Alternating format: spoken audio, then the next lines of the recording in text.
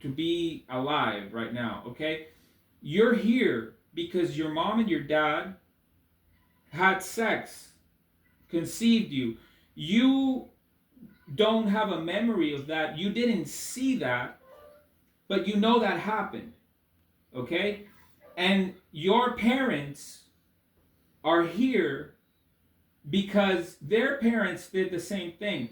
So you know that everything that begins has a cause, right?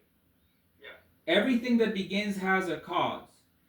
So atheism tells us that, this is a random occurrence that just happened randomly.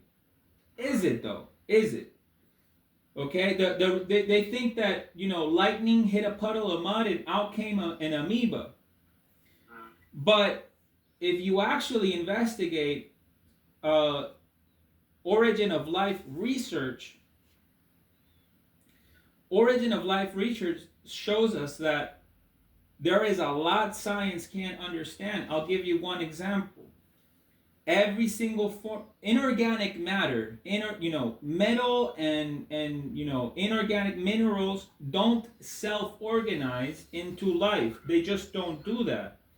Why? Because every form of life requires information, either in DNA or in RNA. Okay, every single form of life. So that the origin of that information, like, there's a reason we call it a genetic code, right? Where else do you see code? Computer code.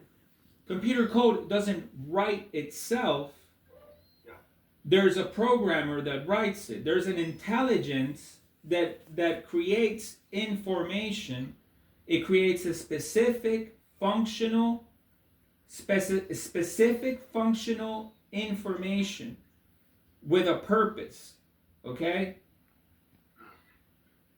So that's just one instance where we see that there is information that we can't explain. Okay, there's other reasons. So we know that the universe had a beginning, right? So we know that. How do we know? That's the scientific consensus. We know that because the stars that are farthest away from Earth have a red shift. They look more red. That the reason that is because when you see an ambulance come near you, the pitch rises, right? And then when it goes away from you, it lowers. It gets low. Why is that? Because when it's coming towards you, the sound waves are compressing.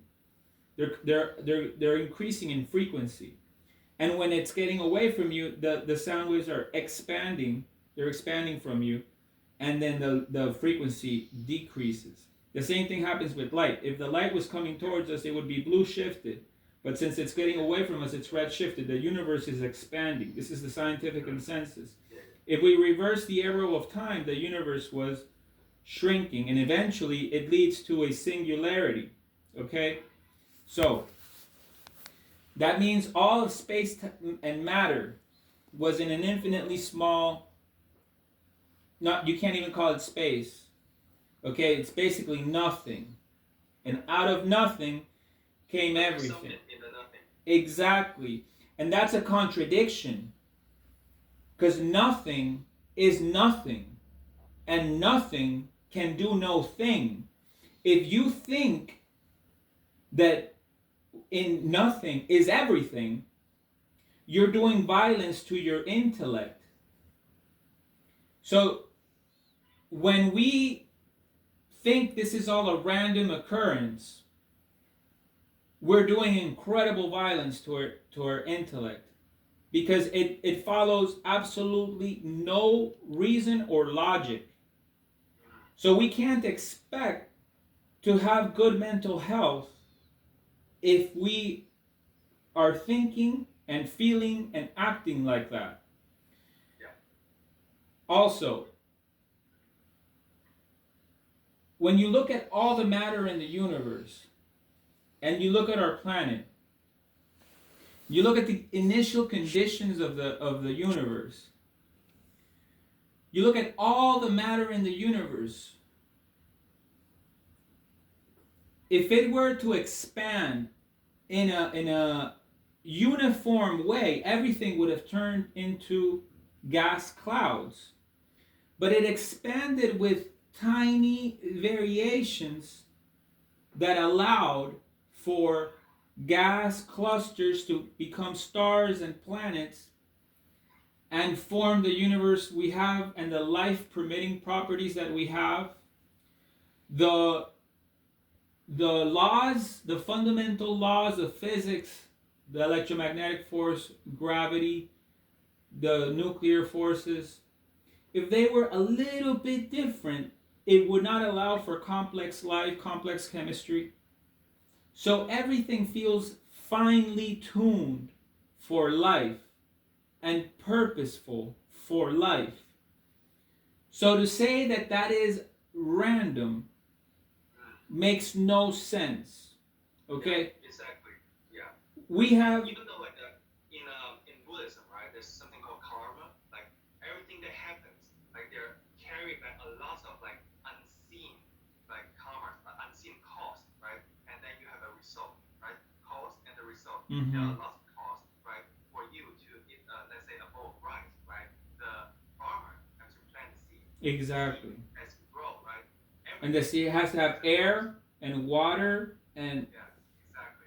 So to say all those things and like what happens in our life is totally randomly. It's just like totally misstatement, I would say. exactly. It's wrong. It's misguided, and it gives people a lot of problems when they act that way, especially when they collectively act that way at the state level and at the cultural level. It Yeah, does great damage. It does great violence to your mind.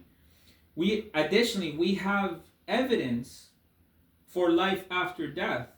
There's a journal of and people don't people accept like ghost stories and things like that, and they get scared and all these things, but they don't take it seriously.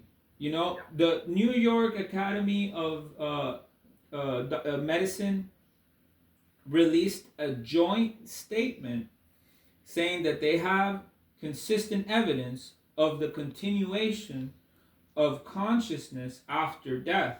After having studied for 40 years, the Journal of Near Death Experiences has documented hundreds and thousands of cases where yeah, people have been declared dead, no heart activity, no brain activity for long periods of time, 10, 20, 30 minutes, and are resuscitated.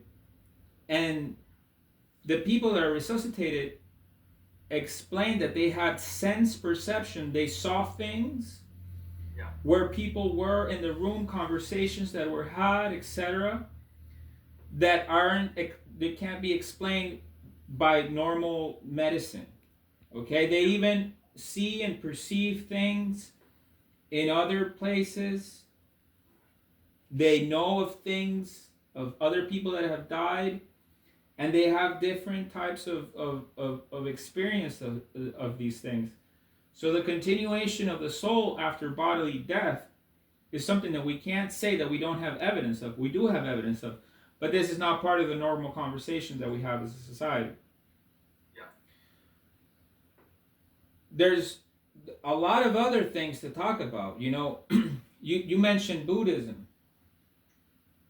You know when you start to make a comparison of all the different um, religions, worldviews, you have to contend, you have to take into consideration the person of Jesus Christ. You have to explain Jesus in some way, shape, or form, because the claims of Jesus are unlike any and other claims.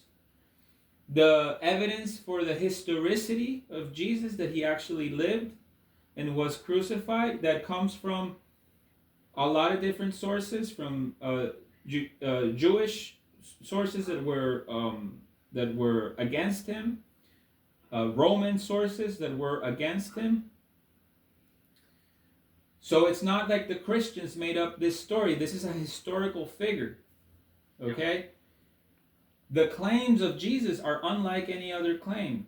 Right? A person that died and said he was, the Son of God, that he was God himself with us, that resurrected people from the dead, a historical figure. Right? When the Gospels were written, these were very small towns. And if people were saying things that weren't true, they would be rebuted. No, I know Lazarus. I know this other person. But everybody accepted these things as true. So if they killed Jesus, what do you think they did with his followers? They persecuted the Christians for 300 years. What do they do to the Christians in China? The normal state of the Catholic Church, the Christian Church, is persecution. We've always been persecuted. But here we are. And the capacity of the church to change the world is unbelievable. There's a reason people aren't crucified anymore. Because the Christians and Christ himself humanize the modern world. And we saw how barbaric we were after Jesus having been with us.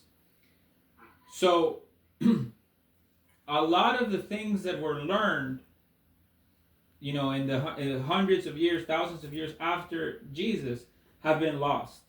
And we're starting to get into a sort of more pagan way of thinking about things, and pagan, philosophies. And in America, you see it a lot of witchcraft stuff. Makes absolutely no sense. At the same time, we see an increase in mental health problems, and those things go hand in hand. If you actually look into scientific evidence for Jesus, for the resurrection, you saw 300 years people were killing Christians, and they were happy to go into a coliseum and be eaten by lions because they had seen the risen Christ. Okay, and so if we look at life, what does that mean? What does it imply?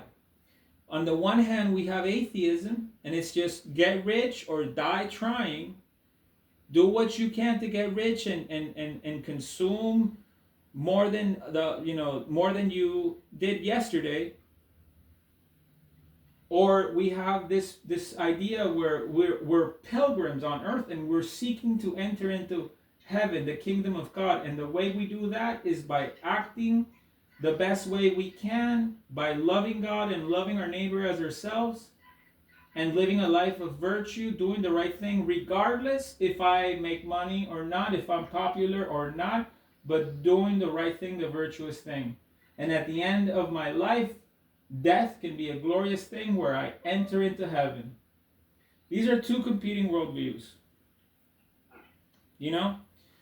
And it's something to think about, and it's something that everybody needs to think about, because the truth will set you free. And Jesus is a historical figure, and there's nobody, a lot of, like, Buddha was, what is the Buddhist, message in a way? It's like, desire is evil if you just, empty your mind, and if you don't want anything, you just enter into nirvana. What is Jesus saying? Jesus is saying, love God, which is the source of everything, and love your neighbor as yourself. So love which loved you, and love your neighbor. It doesn't mean be detached. It means love, and not love like lust that uses the other person and does them damage. Love like charity, wanting what's best for the other person, but what's best eternally, not temporally. So, wanting everyone to grow in virtue, not in vice, in good things, not in evil things. And that's the Christian message. That's what turned a barbarian society like Rome, after 300 years of persecution, Rome fell, and the Christianity became the predominant religion, and then we had 1500 to 2000 years of this flourishing in Western Europe, where we got the scientific revolution and all these things, because people were looking at nature and thinking that they could understand nature because they could understand God, because God made them in his image. And so if they were made in his image, that means they could understand his creation, which hadn't happened in any other culture. It didn't happen in the Egyptians, didn't happen in the Chinese, didn't happen anywhere. It happened in Western Europe, the scientific revolution, Newtonian physics, all that stuff happened in 1500s, and developed until now. But then we got so technological that we thought that we didn't need God anymore. And we fell away from that. And now we're seeing the consequence of that with all this atheism and paganism. Europe is a mess. America is a mess. And people are so unhappy. And so what's old has to be rediscovered. Because a lot of people think, oh, that's superstitious. Is that superstitious? It's actually historical. It's not a myth. We have evidence, historical evidence. We even have artifacts like the Shroud of Turin or the Sudarium of Oviedo, which, if you look it up, is the most studied artifact in all of history, the burial cloth of Jesus Christ, that has an image that cannot be explained by conventional means. It was not painted. It was not a liquid. The current hypothesis is that it was nuclear disintegration of a body that created an X-ray image. And this is commonly interpreted as an evidence of the resurrection. You look up the Shroud of Turin, you're going to see that there's also some controversy, because the church has always been persecuted, and so there's people that try to disprove it and say that it's a forging from medieval art. How did the artist create it? There's two hypotheses right now of how the image was created: ultraviolet radiation or nuclear disintegration. A medieval forger couldn't have done that. There was a carbon dating that was done on that linen shroud. The sample was from a corner which had been repaired, and so that's why the date was off. But other studies have shown that the Poland is from Jerusalem and Turkey, where the shroud had been. Other dating tests place it in the 1st century, in the year 33, 40, 50, more or less. But there's also a hypothesis where the radioactive activity could have raised the carbon, the amount of carbon in the linen, making it appear younger than it is. But if you look at seek and you shall find, knock and the door shall be open to you. But people don't seek. People don't, because it's scary. It's scary to have to be, righteous, be a good person, instead of just feeding the appetite of consumerism. But it's also not working out for them. So people need to hear these things. People need to just, very patiently walk through all these things. 2 + 2 = 4. Nothing is not everything. You have parents, and your parents have parents. Eventually, there has to be an unmoved mover. If you make a domino, a line of dominoes start to fall, you have to have that first action, that first movement that makes everything else fall. And then also, you know, if you pray, you're gonna get an answer. Everyone can have an experience with God, but they have to humble themselves and lift their heart and their mind to God, and then follow through with what they encounter when they do that. But people don't have humility or reverence. They're proud and consumed with consumerism. But the reality is, we're all gonna die, and people deny that. That does also a lot of damage to their mental health. The most fundamental truth: we're all going to die. Remember, you will die. Every day, it's easier to die a little bit every day than all at once. Because if you die a little bit every day, you prepare for death. And then you say, I did the best I could. Because when you think about death, you get your values in order, and you start to realize what is actually more important than other things. Is it more important to just consume, and try to make more money? Or is it more important to take care of your family, have good relationships, say you're sorry for the things you've done, forgive the people that have hurt you, all these things? What's more, it's not going to make you more money. You might make less money because you don't have as much time. But what is your soul going to be like when you do those things? And if you start to orient yourself, what's your life going to look like after 2, 3, 4 years of acting like that? It's definitely going to have better mental health, for sure. So all these things, I think are way more important than the stuff that we see in TikTok, And I see a lot of this stuff in movies, especially. We don't see any of that stuff in movies, but I do see it on YouTube. There is a lot of this stuff happening on YouTube, I feel, and I think that's why YouTube is killing it, because it allows for more of this long form, authentic stuff.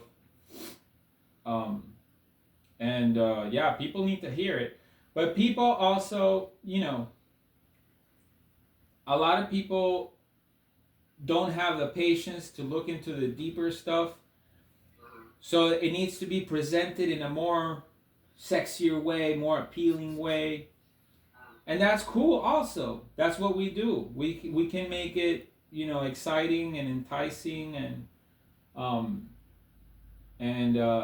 think there's definitely a opportunity. Like, if you see, I don't know if you've seen Angel Studios. They're doing great. Yeah, you talked about this last time. Yeah, Angel Studios are doing absolutely great. So, I mean, I get it. The science stuff. I've been reading the science stuff since December, and I was a little bit afraid to start looking into it, but I've read like 3 books at this point about the reasons for God in the scientific community, and there are those 3, especially: the origin of life, the fine-tuning of the initial conditions and the fundamental forces of the universe for life, and the beginning of the universe itself.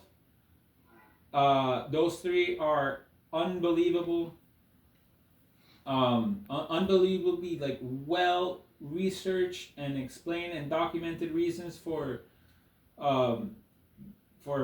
proving the existence of God in a scientific context. And if you actually talk to people that are experts in the field, they'll acknowledge that there are competing hypotheses, but you cannot disprove that the best hypothesis would be a creator God. They just choose not to want to believe that. What they do is they try to do some exotic thing that just pushes the problem downstream. For instance, some people think that aliens are the origin of life on Earth. That they this thing called panspermia. Well, who created the aliens? And then they have this multiverse, multiverse theory, where like everything that's possible is possible. Really, there's another guy exactly like you in a different exactly like you. Really, you think that's true? Um, it just makes you feel lonely and nihilistic, like it just depressed. If you think they sell you this idea so that you become a consumer, because what do you do when you're lonely and depressed? You consume. You want to eat ice cream. You want to go, have an experience. Do a status comparison where like you have nicer clothes than the other, and your life gets limited to that, where it's not supposed to be that way. It's not supposed to be that way. So all these things, the truth has to be affirmed, and falsity has to be denied. Yeah. And you have to do that in public. You have to do that in you have to do that for yourself, absolutely, but in stories, in music, in art, in that because that's the water that we swim in. That's the air that we breathe. How we celebrate, what we value, what we admire, all of that. And life happens quickly, man. Like you're what, 25? Yeah. That quarter of a century, man. Like yeah, I bet you didn't think that you were going to be 25 this quickly. Everybody feels like that all the time. I'm 41. I can't believe I'm 41. And everybody feels like that all the time. Yeah, I asked my grandma, like, how does it feel to be 90? Feel quick? And she said, yeah. Everybody feels like that. Just think of like our modern civilization, right? It is just like, like a handful of generations. Yeah. It's crazy to think about it. Just like how, like 2025 right now, right? Let's say each person, each generation lived to 100 years old. That's what, 20 point. Yeah, 25 generations, yeah. Yeah, 20 generations. And then like before that, right, there's like pre-Jesus, yeah. Right? 3,000, 6,000 yeah, years. BC, right? Like Yeah. That's like still including the very first like human being, right? That's like 250,000 years, yeah. That's pretty recent. So like it's crazy to think about it, which is like a couple generations ago we are still at World War II, like just 2 generations ago, right? One Yeah. generation. And then now we're like civilized. And then what will happen like after our generation? It's like crazy to think about like how fast, right? How fast life has passed. Yeah, so we don't have time to waste. We have to act like what's important is important. Because, like, I don't know if you've seen it in China, and I'm sure you have, but people aren't having kids. Like, there's going to be population collapse, actually. Yeah, like they're just like like the housing in China. If you want to buy an apartment, it's the same price, maybe more expensive than America, and people are making much less Right. in America, right? Not to say the people that work in like Tencent or the big company. I calculated it's pretty much maybe there's the same as like the people working in America, but like for most of the people, they are not making as much salary. Like maybe they're like average for a new graduated person is like 5,000 RMB. That's like $800 USD, right? And A month? people are just like, yeah, a month. So people are just like not happy, like it used to be like people believe in communism, and then like they believe all doing